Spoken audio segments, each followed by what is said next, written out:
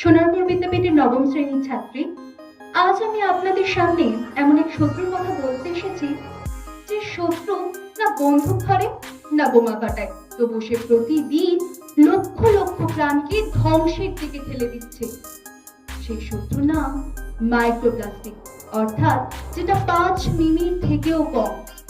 আমরা প্লাস্টিককে উন্নয়নের আশীর্বাদ বলে মনে করেছিলাম, কিন্তু সেই আশীর্বাদই অভিশাপে পরিণত হয়েছে। একটি প্লাস্টিক যখন জল, সূর্যালোক, বাতাসের প্রভাবে ভেঙে ভেঙে অতি ক্ষুদ্র কণায় পরিণত হয়, তখন সেটা হয়ে ওঠে মাইক্রোপ্লাস্টিক।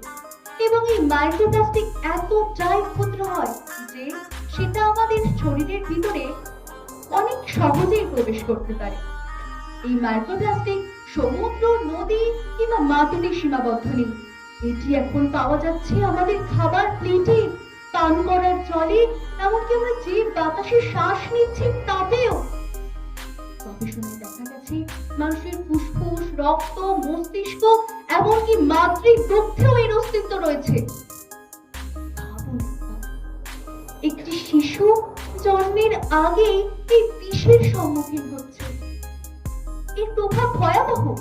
মাইক্রোপ্লাস্টিক আমাদের দেহের ভেতরে প্রবেশ করে রোগ প্রতিরোধ ক্ষমতা কমিয়ে দেয়, হরমোনের স্বাভাবিক কার্যকলাপ ব্যাহত করে, বিভিন্ন জটিল রোগের সম্ভাবনা বাড়িয়ে তোলে, যার মধ্যে রয়েছে ক্যান্সার। আমরা সবাই জানি ক্যান্সারের কোনো অ্যান্সার হয় না। এটি শুধুমাত্র মানুষ নয়, মাছ, পাখি, বিভিন্ন জীবের মধ্যে এর অস্তিত্ব লক্ষ্য করা যাচ্ছে।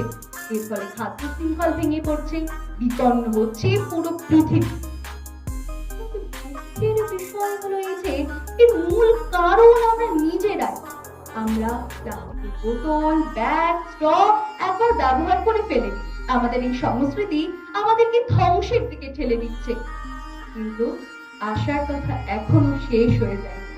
আমরা যদি আজই সচেতন হই, প্লাস্টিকের ব্যবহার বন্ধ করি, পরিবেশ বান্ধব বিকল্প গ্রহণ করি এবং অন্যদের সচেতন করি, তাহলে আমরা এই নীরব ঘাতকের বিরুদ্ধে লড়াই করতে পারবো। শেষে আমি শুধু এটুকুই বলতে চাই, মাইক্রোপ্লাস্টিক ক্ষুদ্র হতে পারে, এদের বিপদ সীমাহীন। আজ সিদ্ধান্ত আমাদের হাতে। আমরা কি ধ্বংসের পথ বেছে নেব নাকি বাঁচার? এই প্রশ্ন রেখেই আমি আমার বক্তব্য শেষ করছি।